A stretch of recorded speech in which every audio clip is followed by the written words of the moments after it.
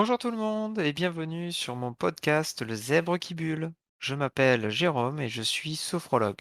Dans ce podcast, je vous parlerai de sophrologie, de bien-être, de méditation et de tout ce qui pourra me passer par la tête. Alors, c'est parti. Aujourd'hui, nous allons parler musique. Alors, je vous rassure, pour le bien-être de vos oreilles, je ne vais ni chanter ni jouer d'un instrument. Cela vaudra mieux pour tout le monde. Alors, on va pas plutôt parler de comment la musique agit sur nous, ou sur notre cerveau, et sur quoi influe-t-elle. Alors, il y a des études qui montrent que écouter de la musique libère notamment de la dopamine, vous savez, l'hormone du bonheur dans notre sang. Et que tout simplement, c'est la même musique que vous ressentez par exemple quand vous mangez quelque chose qui est bon, etc. Mais la musique peut aussi nous faire ressentir tout un tas d'autres émotions. Vous pouvez ressentir de la joie, de la tristesse, de la frustration, de l'ennui, de l'entrain, de la motivation. Alors oui, du coup, la musique va pouvoir vous aider notamment à réduire votre stress. Parce que quand vous allez écouter de la musique, vous allez du coup libérer, comme je vous disais, de la dopamine et vous allez également pouvoir réduire votre taux de cortisol, qui est l'hormone du stress, enfin lié au stress. Et donc la musique peut vous aider à vous calmer, notamment quand vous avez passé une dure journée, que vous avez une grosse fatigue mentale, cela peut vous aider à diminuer cette fatigue en écoutant des morceaux que vous aimez, plus ou moins rythmés, peut-être des morceaux qui seront plus calmes. Mais l'essentiel, c'est que vous êtes le seul juge quant au morceau de musique, c'est-à-dire qu'il n'y a pas un seul morceau de musique qui est universel, hein, évidemment. Moi, quelque chose que je vais trouver, par exemple, de calme, ne sera pas forcément calme pour vous, ou ne provoquera pas tout simplement les mêmes émotions ou les mêmes réactions.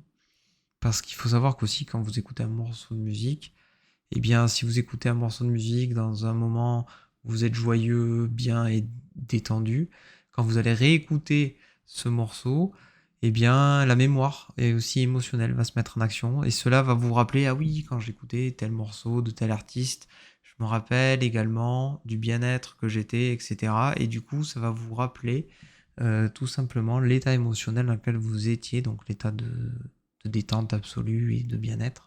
Et du coup, quand vous écoutez ce morceau lorsque quand vous êtes stressé, cela va avoir un effet apaisant. Car en plus de l'effet de la musique, vous allez avoir la mémoire la mémoire émotionnelle qui va se mettre également en route et qui va venir aider à diminuer, comme là dans le cas présent, le stress. Elle peut également vous aider à améliorer votre concentration. Alors ça peut être plutôt une musique sans parole, une musique d'ambiance, que vous aimez, qui peut vous aider à mieux vous concentrer. Cela aussi, la musique a pour effet de pouvoir vous aider à trouver une tâche que vous n'aimez pas faire plus agréable.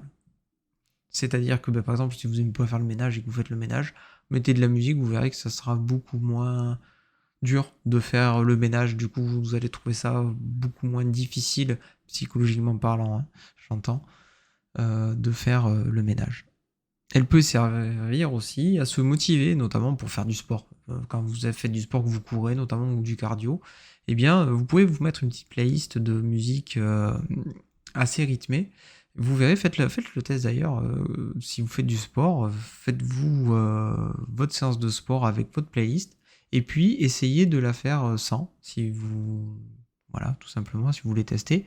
Et puis comparez si, par exemple, vous vous sentiez plus investi quand vous aviez la musique ou si vous sentiez que c'était plus facile. Voilà, donc elle peut changer aussi cette perception. Alors tout ça, ça a été démontré dans plusieurs études et il y a encore des études en cours, hein, donc on ne sait pas encore tout. Mais il semblerait que du coup, la musique soit faite pour résonner avec nous, avec notre cerveau, hein, avec notre rythme biologique.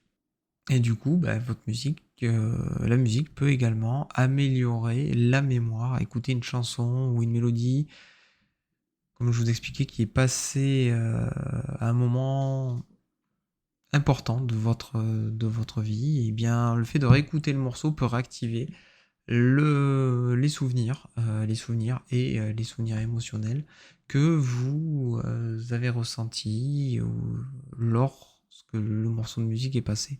Vous pouvez aussi également l'utiliser pour améliorer votre communication lorsque les mots ont du mal à sortir ou à vous exprimer. Ça peut également être une manière de s'exprimer. Et d'ailleurs, la musique est utilisée en thérapie aussi, dans plein de thérapies, pour pouvoir justement permettre à des personnes de s'ouvrir. Ça peut être un bon moyen aussi de vous reconnecter émotionnellement ou d'extérioriser une émotion. Je vais prendre un cas tout bête, vous êtes en colère, vous avez envie de hurler, eh bien c'est pas compliqué. Mettez-vous une musique avec un rythme qui est assez rythmé, qui vous permet d'exprimer votre colère et puis chantez à tue-tête. Allez-y, allez-y, faites-vous plaisir, montez le son et chantez fort. Et vous verrez que après avoir fait cela, vous vous sentirez déjà beaucoup mieux. Vous pouvez également le faire pour d'autres émotions. Vous pouvez le faire lorsque vous êtes, comme je vous disais, fatigué. Mettez-vous une petite musique qui vous apaise, tout simplement, ou qui vous aide à vous endormir. Donc vous l'aurez compris, la musique, en plus d'être agréable à écouter et être un loisir, eh bien, elle influe directement sur notre humeur et sur notre état émotionnel, à plus ou moins grande échelle, hein. Donc voilà, mais si par exemple vous avez besoin de motivation, n'hésitez pas, mettez-vous un petit morceau de musique qui vous donne la pêche. Pourquoi pas d'ailleurs me le partager dans les commentaires en mettant le nom de la musique et le nom du morceau avec la personne qui chante, etc. Si vous souhaitez que je développe le sujet, n'hésitez pas, pareil, écrivez-le moi en commentaire ou en message personnel, même sur Instagram, où vous pouvez me retrouver. N'hésitez pas non plus à me l'envoyer par mail si vous souhaitez. Et si vous avez aimé ce podcast, n'hésitez pas à le partager, à le noter, à le commenter, etc., etc. Vous connaissez tout de la chanson. Et surtout, prenez le temps de respirer.